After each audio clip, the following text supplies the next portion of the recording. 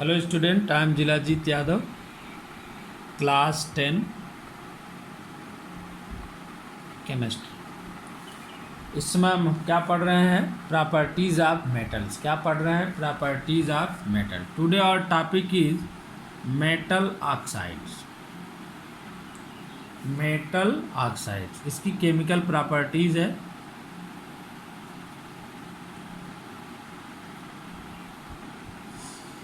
Metal oxide जो होते हैं वो बेसिक होते हैं। क्या होते हैं? बेसिक इन नेचर, यानी वो नेचर में कैसे होते हैं? बेस होते हैं, एसिड नहीं होते हैं। कैसे होते हैं? बेस होते हैं।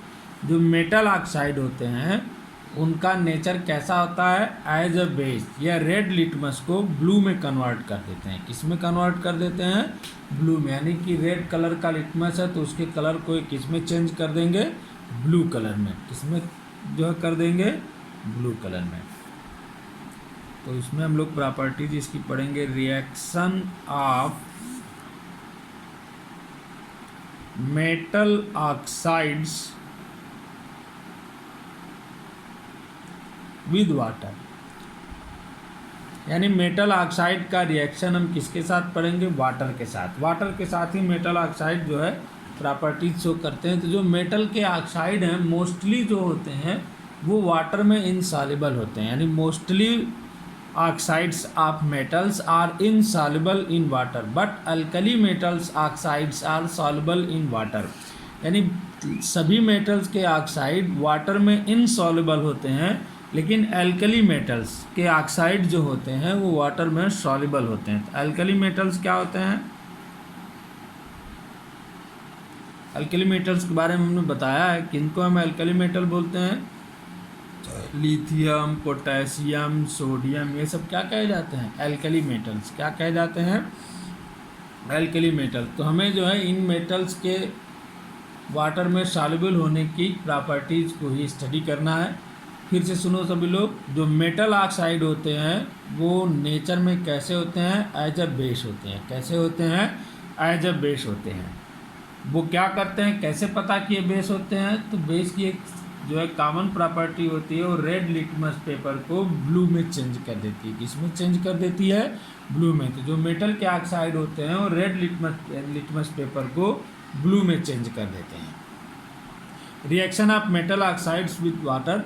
मोस्टली मेटल ऑक्साइड जो होते हैं वो वाटर में इनसॉल्युबल होते हैं, लेकिन जो एल्कली मेटल्स होते हैं वो क्या होते हैं? वाटर में सॉल्युबल होते हैं। इसका मतलब हमें एल्कली मेटल्स का ही प्रॉपर्टीज पढ़ना है वाटर के साथ। यही तुम लोगों के सिलेबस में भी है।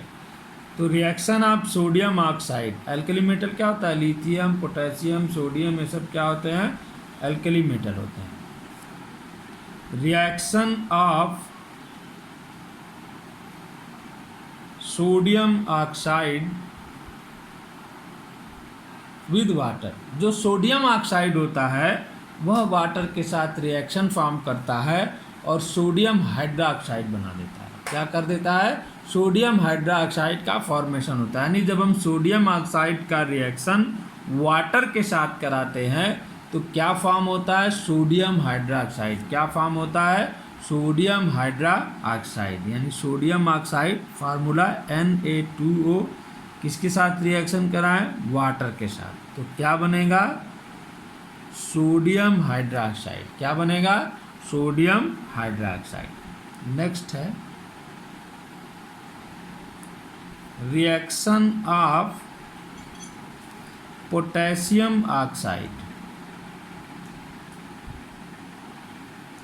Potassium oxide with water. जो पोटेशियम का ऑक्साइड है यह भी जब वाटर के साथ रिएक्शन फॉर्म करता है तो क्या प्रोड्यूस करता है? Potassium hydroxide. क्या प्रोड्यूस करता है? Potassium hydroxide. यानी ये हुआ पोटेशियम ऑक्साइड, वाटर और रिएक्शन हुआ तो क्या फॉर्म होगा? Potassium hydroxide. पोटेशियम हाइड्रोक्साइड का फार्मूला KOH। पोटेशियम हाइड्रोक्साइड का फार्मूला क्या होता है? KOH। यानी जो पोटेशियम ऑक्साइड होता है वह वाटर के साथ रिएक्शन कैरी करता है और क्या बना देता है? क्या बना देता है? Potassium hydroxide. नेक्स्ट टॉपिक है, मोस्ट इम्पॉर्टेंट है, reaction of zinc oxide and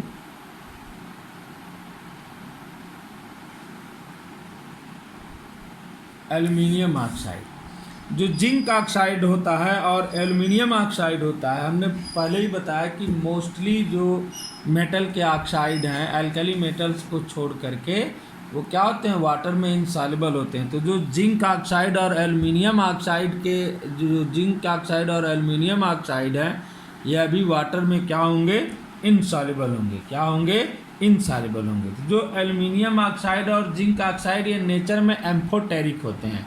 amphoteric का मतलब क्या होता है, एम्फोटेरिक मीन्स होता है कि ऐसे कंपाउंड जिनको अगर हम बेस के साथ लाएं तो उनका नेचर एसिड की तरह हो जाएगा, और अगर हम एसिड के पास लाएं तो उनका नेचर एज ए बेस हो जाएगा। तो यहाँ पर जिंक ऑक्साइड और एल्युमिनियम ऑक्साइड जो होते हैं ये एम्फोटेरिक होते हैं, यानी इनका जब रिएक्शन हम बेस के साथ कराते हैं तो ये एज ए बिहेव करते हैं एज लाइक एसिड, और जब हम इनका रिएक्शन एसिड के साथ कराते हैं तो ये बिहेव करते हैं एज लाइक बेस। कैसे बिहेव करते हैं, एज लाइक बेस, यानी एम्फोटेरिक नेचर। जैसे जिंक ऑक्साइड है, अब हम एक बेस लेते हैं NaOH, सोडियम हाइड्रोक्साइड, यह एक बेस होता है। यह तुरंत एक साल्ट का फॉर्मेशन करेगा Na2ZnO2 प्लस H2O। Na2ZnO2 को बोलते हैं सोडियम जिंकेट।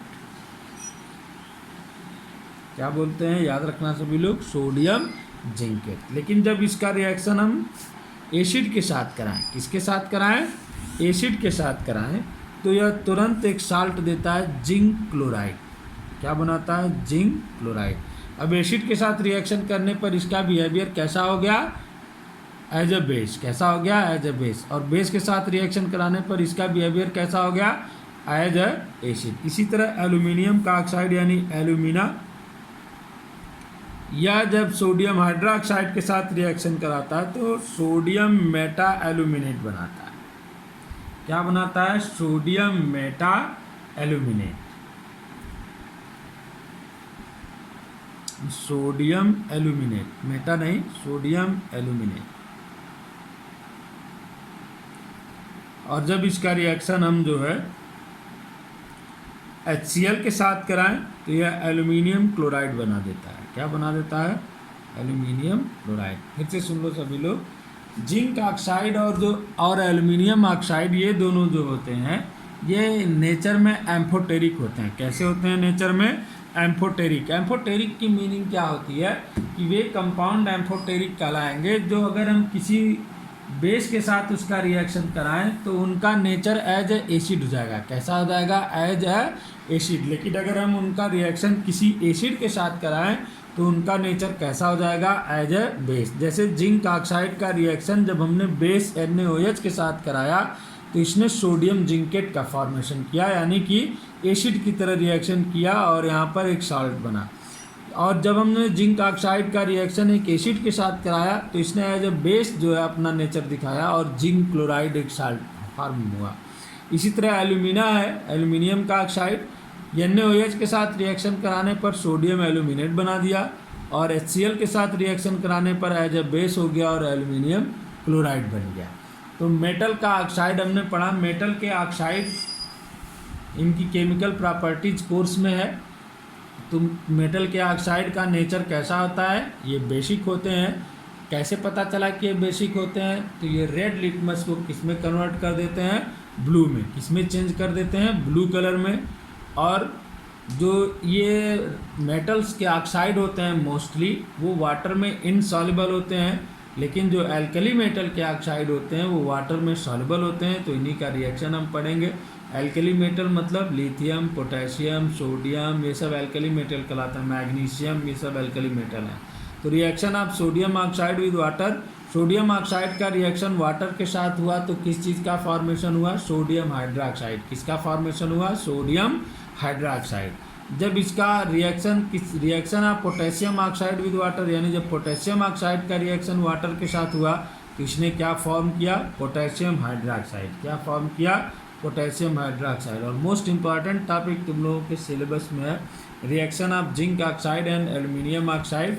तो जो जिंक ऑक्साइड और एल्यूमिनियम ऑक्साइड होते हैं ये वाटर में इनसॉल्युबल होते हैं। कैसे होते हैं, वाटर में इनसॉल्युबल होते हैं। लेकिन ये इनका नेचर कैसा होता है, एम्फोटेरिक। कैसा नेचर होता है, एम्फोटेरिक। एम्फोटेरिक की मीनिंग हमने बता रखी है कि ऐसे कंपाउंड जो एसिड के टच में आए, यानी एसिड के साथ रिएक्शन कराया जाए तो बेस की तरह नेचर शो करेंगे, और अगर बेस के साथ उनका रिएक्शन कराया जाए तो एसिड की तरह अपना नेचर शो करेंगे। जैसे जिंक ऑक्साइड का रिएक्शन जब बेस NaOH के साथ हुआ तो इसने जो है एज ए एसिड जो है यहाँ पर अपना नेचर शो किया और सोडियम जिंकेट का फॉर्मेशन हुआ। लेकिन जब इसका रिएक्शन जो है एसिड के साथ हुआ तो ये 2HCl के साथ हुआ तो इसने एज ए बेस अपना नेचर शो किया और क्या फॉर्म हुआ, ZnCl2। इसी तरह एल्यूमिना है, जब यह बेस NaOH के साथ रिएक्शन किया तो यह क्या बनाया, सोडियम एल्यूमिनेट, यानी एक एज ए बेस अपना नेचर शो किया। और जब इसका रिएक्शन एसिड के साथ कराया गया तो इसने अपना कैसा शो किया, बेस की तरह, और क्या बनाया, एल्यूमिनियम क्लोराइड। इस तरह से मेटल का जो प्रॉपर्टीज़ है वो कंप्लीट हुआ। नेक्स्ट टॉपिक अब हम लोग पढ़ेंगे रिएक्टिविटी सीरीज ऑफ मेटल्स।